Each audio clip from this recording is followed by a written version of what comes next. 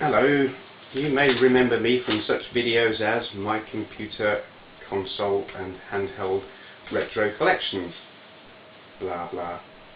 Yeah, this is going to be a little bit different from my usual videos. It's not about my console collection, it's not of one of my games, it's me. I just thought I'd answer a load of questions that I get asked fairly regularly, and rather than doing it in comments, I will do it in a video. So there, how exciting for you.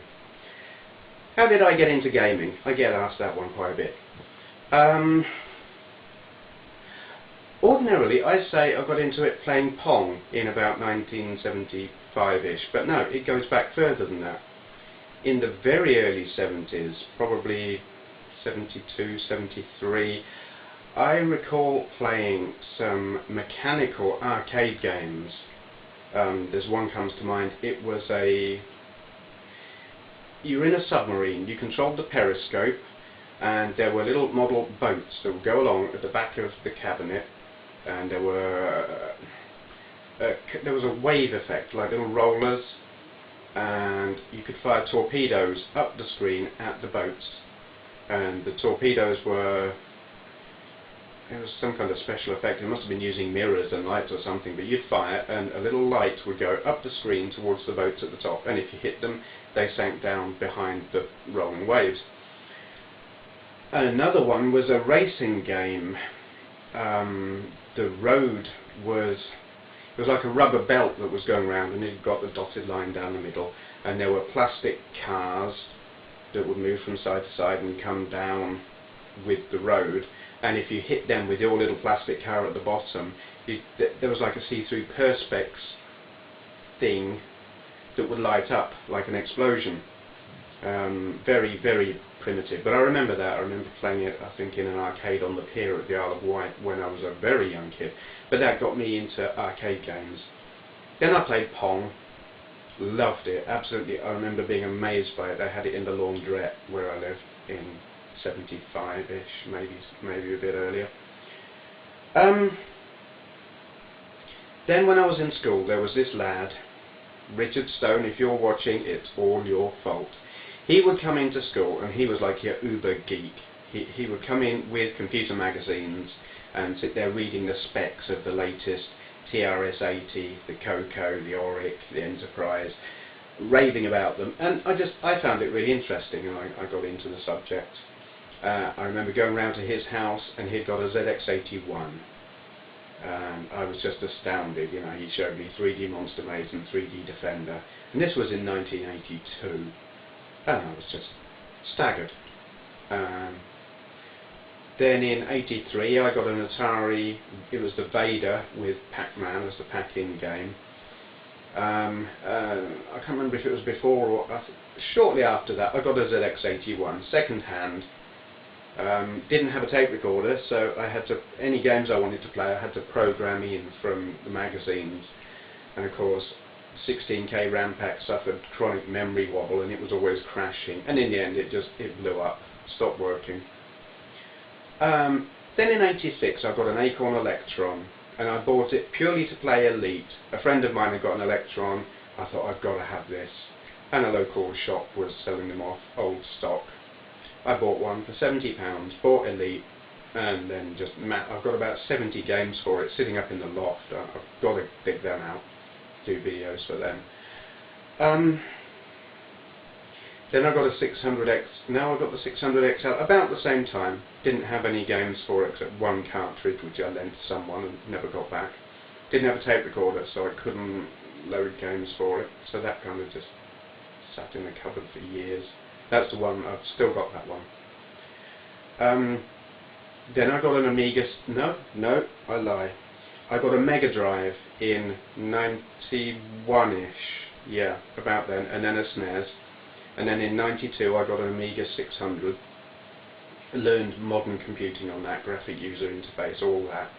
Love it. Still think Workbench is a great operating system in terms of efficiency and being logical, way better than Windows. Then I got the Amiga 1200 and expanded the hell out of that. That's the big tower system that I've got in my collection. I've had that since 93-ish. Love it. Favourite machines? Well, my favourite computer without a doubt is still the Amiga. I learned so much about computing with that, and gaming as well, you know, I used it for games, still do. Favourite console, that's a tricky one, because it's like most groundbreaking. Well, the Mega Drive was a huge big leap, you know, up from the 8-bit consoles and computers. It was a big leap. But the PS1, I think, I would have to go with.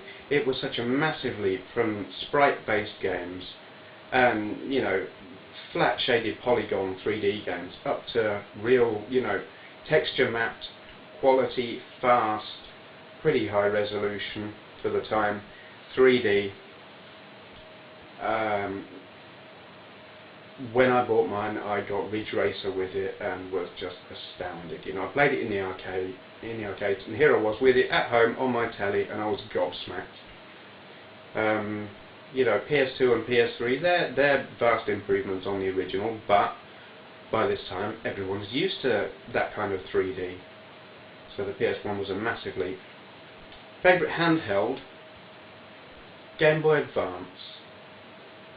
You know, there are better handhelds, more powerful handhelds, but in terms of having something you can just stuff in your pocket and take out when you're sitting on the bus or on the train or anything like that, and have a quick play and then put it away again, it's the best by far. PSP I find good for when I'm on holiday, and the DS, you know, when you've got a bit of time, but when you just want a quick play, Game Boy Advance every time. Neo Geo Pocket Color I find very, very impressive, but it doesn't have the kind of games I want to play. I'm not into beat-em-ups,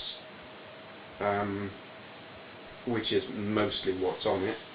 You know, I want the old retro games, so it could have been so much more.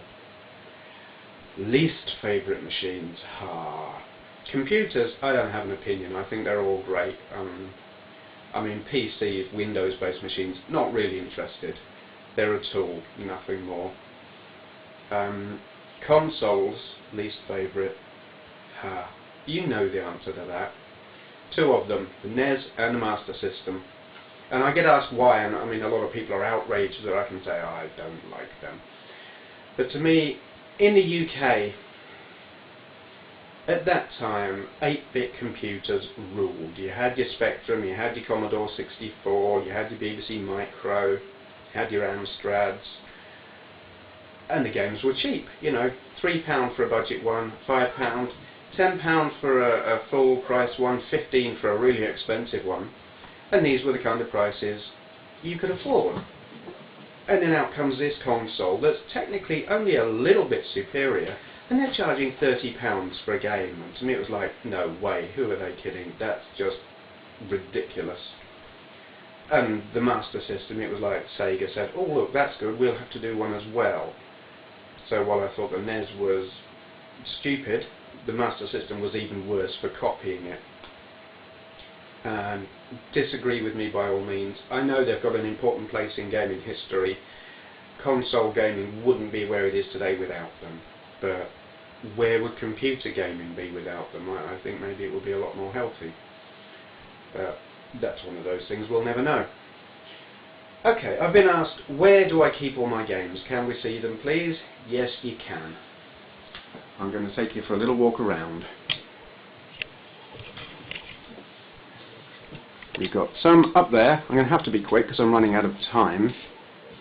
Other toys and stuff up there as well. And a few more toys down there as well. I do like my toys. Got to rush now. Okay. Tape-based games in there. Spectrum C64 type stuff. More tape-based games in there. Cartridge-based stuff in there. More cartridge-based stuff in there. And then we go through to the study. Oh, and I'm going to run out of time before I can show you. I've got 10 seconds. Well, yeah, there. Okay, I can't really talk any more on that because I'm out of time.